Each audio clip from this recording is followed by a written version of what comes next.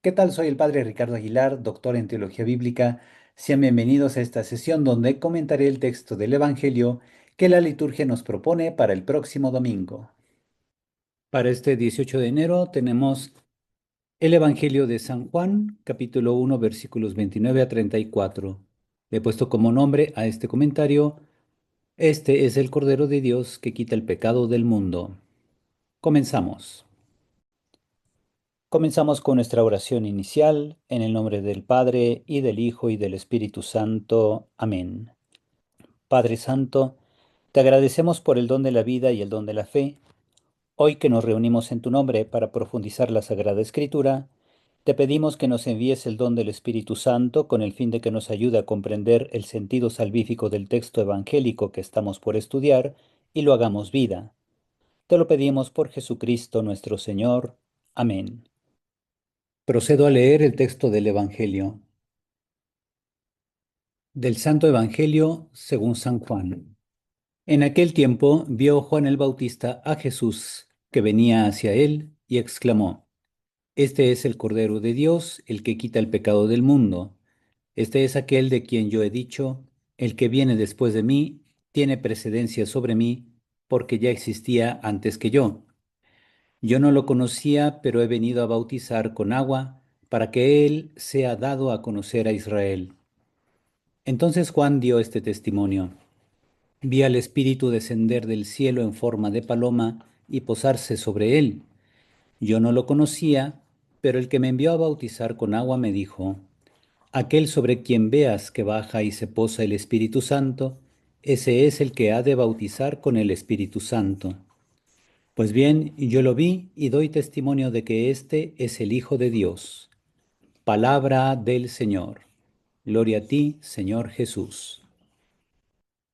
Ahora explico algunos matices del texto griego, idioma en que originalmente San Juan escribió su Evangelio.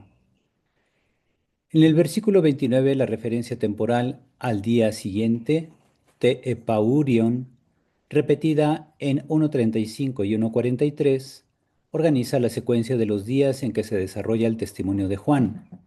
En esta segunda jornada, el relato dirige la mirada hacia la identidad de Jesús, anunciada como ya presente en medio del pueblo. Juan presenta a Jesús como el Cordero de Dios que quita el pecado del mundo. Joam nos tu Theou, jo airon ten hamartian tu cosmu. Este título simbólico evoca varias imágenes del Antiguo Testamento: el Cordero Pascual, el sacrificio cotidiano de los dos corderos, llamado Tamid, la figura del siervo de Yahvé en Isaías y el Cordero vencedor de la tradición apocalíptica.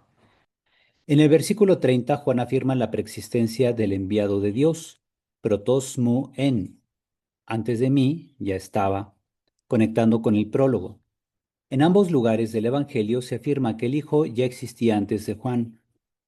En 1.15 leemos del prólogo: Jutos en honeipon, ho pisomu erjómenos en prosten mu gegonen, protos en, que significa: Este era del cual yo dije, el que detrás de mí viene o está viniendo, antes de o superior a mí, ha venido a ser, porque primero que yo existía, o primero de mí existía. Es como se traduciría literalmente 1.15. Estamos ante una conexión deliberada con el prólogo, lo cual va reafirmando la comprensión del lector.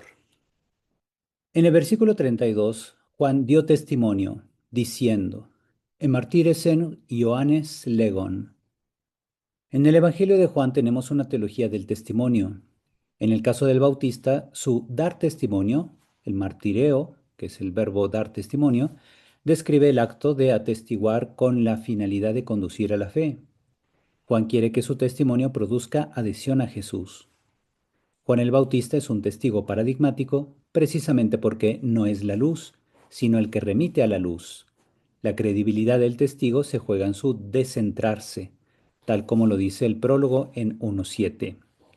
En el contenido de su testimonio, que tenemos en los versículos 32 y 33, Juan dice que él no conocía antes a Jesús y que lo que supo de antemano sobre él es algo que le fue revelado por el mismo Dios, quien lo envió a bautizar.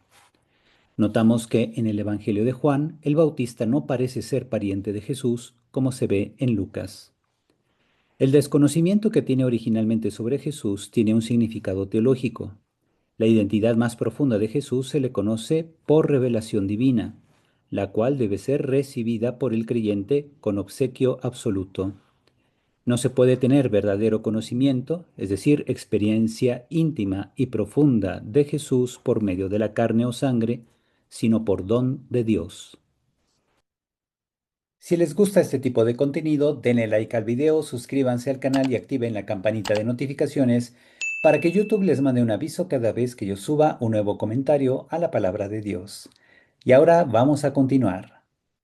Ahora bien, antes de entrar en el comentario, cabe responder a una pregunta que muchos se hacen. Históricamente, ¿fue Jesús discípulo de Juan? De entrada podemos responder que sí. De hecho, hay elementos que satisfacen los criterios de historicidad suficientes para afirmar con un alto grado de probabilidad que Jesús estuvo asociado a Juan el Bautista y que en una etapa de su vida fue su discípulo o subordinado en algún sentido. Se pueden aplicar tres criterios de historicidad relevantes a este caso. Primero, el criterio de discontinuidad. Jesús fue bautizado por Juan, un acto que la iglesia primitiva consideró problemático, ya que implica una sumisión de Jesús a una figura profética que predicaba conversión y perdón de los pecados. Esto quizá fue embarazoso para los primeros cristianos, que afirmaban la superioridad de Jesús sobre todos los profetas. Por ello, es poco probable que la iglesia haya inventado este episodio. De ahí es plausible su autenticidad histórica. Segundo, el criterio de testimonio múltiple. La figura de Juan el Bautista, su ministerio y, al menos, de una mínima relación de Jesús con su movimiento, están referidos en múltiples fuentes independientes. El Evangelio de Marcos, la fuente Q, el Evangelio de San Juan y Hechos de los Apóstoles, lo cual refuerza la autenticidad de que Jesús haya pertenecido a su movimiento en algún momento. Tercero, criterio de coherencia. El mensaje inicial de Jesús sobre el reino de Dios, con un llamado a la conversión, es coherente con el mensaje de Juan, quien instaba a la gente a convertirse ante un inminente juicio de Dios. Esto sugiere que Jesús pudo haber comenzado su ministerio en continuidad con el movimiento de Juan, antes de diferenciarse de él en estilo y contenido. Por lo tanto, lo más plausible es que Jesús comenzara como discípulo de Juan, o al menos como alguien que se integró en su círculo de seguidores y que más adelante, tras el arresto o la ejecución de Juan, iniciara un ministerio autónomo que, aunque derivado, presentaba características distintivas.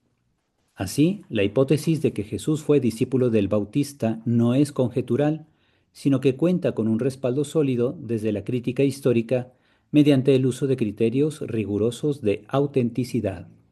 Y con esto pasamos al comentario. El testimonio de Juan acerca de Jesús. El pasaje queda delimitado por dos declaraciones que definen quién es Jesús y que funcionan como títulos cristológicos complementarios. Cordero de Dios en el versículo 29 e Hijo de Dios en el versículo 34.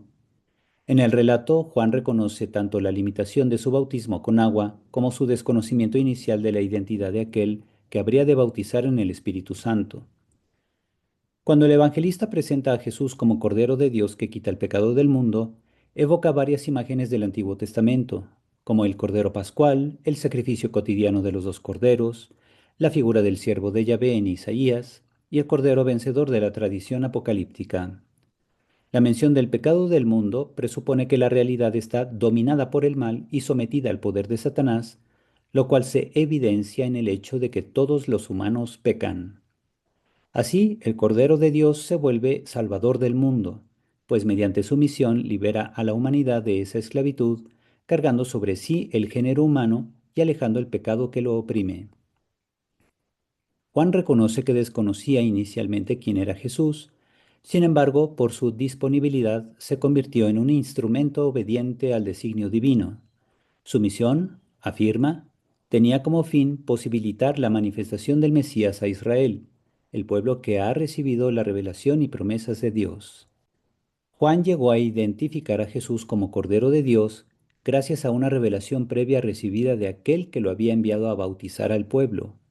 Sin embargo, en el cuarto evangelio, el bautista nunca dice haber bautizado a Jesús, solo reporta el testimonio de que él vio al Espíritu de Dios descender y posarse como una paloma sobre Jesús. Esta versión del bautismo del Señor no menciona la voz del cielo, que sí está en los sinópticos. El significado de la paloma es simbólico y se comprende a la luz de la tradición bíblica y judía. En particular, en el Cantar de los Cantares, la paloma representa simbólicamente a la esposa y, por extensión, representa al pueblo de Israel. Lo mismo vemos en otros documentos, como el Salmo 68, el Salmo 74 y los libros de Oseas en la Biblia, el cuarto libro de Esdras, que es una obra apócrifa apocalíptica judía, el Talmud babilónico, que es de la Edad Media del tiempo del cristianismo, en su tratado Hagigá. Puesto que las manifestaciones visibles del Espíritu remiten siempre a los efectos que produce su descenso, la imagen de la paloma parece señalar la obra de reunificación y restauración de Israel que Jesús llevará a cabo mediante la fuerza del Espíritu. De ahí que el ministerio de Jesús comience solo a partir de recibir el Espíritu sobre sí, sobre él mismo.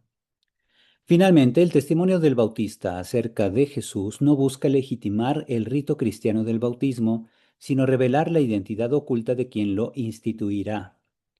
Por la revelación recibida, Juan puede afirmar que Jesús es el Hijo de Dios, según el versículo 34. El paralelismo con la voz del cielo en el relato sinóptico del bautismo permite entender este título como una nueva referencia al siervo de Yahvé anunciado por Isaías. Enseñanzas para la vida.